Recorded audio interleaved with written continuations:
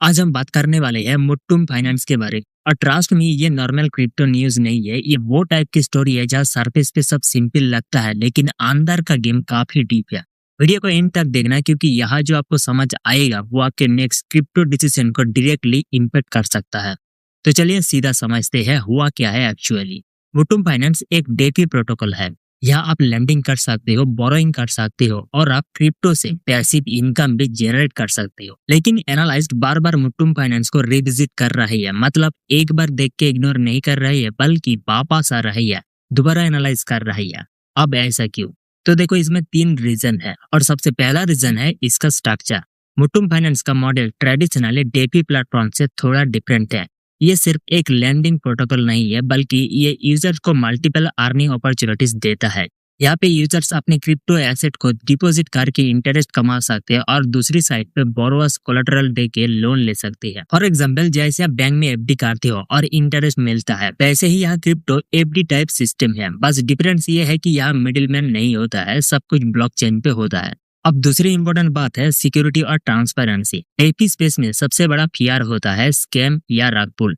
लेकिन मुट्टुम फाइनेंस ने अपने सिस्टम को इस तरह डिजाइन किया है ताकि ट्रांसपेरेंसी मेंटेन रहे, स्मार्ट कॉन्ट्रैक्ट यूज होते रहे जो ऑटोमेटिकली एग्जीक्यूट होते हैं। मतलब ह्यूमन इंटरफेस कम है और ट्रस्ट ज्यादा है, और यही रीजन है कि एनालिस्ट इसको सीरियसली ले रही है क्योंकि डेफी में ट्रस्ट ही सबसे बड़ा फैक्टर होता है। अब तीसरा एंगल है लॉन्ग टर्म पोटेंशियल। बहुत सारे प्रोजेक्ट सिर्फ हाइप पे चलता है, लॉन्च के टाइम पाम फिर धीरे धीरे डाउन।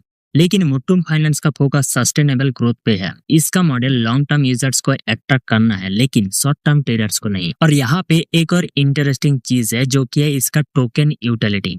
बहुत सारे प्रोजेक्ट के टोकन्स रियल में यूज नहीं होता है, बस ट्रेडिंग के लिए होता है। लेकिन मुट्टुम फाइनेंस के केस में टोकन का रोल इकोसिस्टम के अंदर डायरेक्टली लिंक होता है।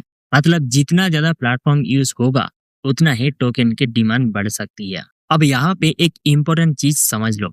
एनालाइज किसी प्रोजेक्ट पे तभी वापस आते हैं जब उन्हें लगता है कि वह कुछ अंडर वैल्यूड है, मतलब मार्केट ने अभी तक उसकी फुल पोटेंशियल को प्राइसिंग नहीं किया है। और एग्जैक्टली यही केस यहाँ बन रहा है। अगर ऐसे ही डिफो प्रोजेक्ट ग्रो करते हैं तो इसका डायरेक्ट इम्पैक्ट बिटकॉइन और इथेरियम पे भी पड़ेगा, क्योंकि बिटकॉइन जनरली मार्केट का सेंटीमेंट सेट करता है। अगर डेफी सेक्टर स्ट्रांग होता है तो ओवरऑल क्रिप्टो एडॉप्शन बढ़ता है जो इनडायरेक्टली बिटकॉइन को सपोर्ट करता है। लेकिन एक वार्निंग भी समझ लो, हर डेफी प्रोजेक्ट सक्सेसफुल नहीं होता है, इसीलिए ब्लाइंडली इन्वेस्ट करना स्मार्ट मूव नहीं बल्कि और ज्यादा रिसर्च करना जरूरी है। मुट्टुम फाइनेंस अभी एक ऐसे स्टेज पे है जहाँ हाई पीक पे नहीं है।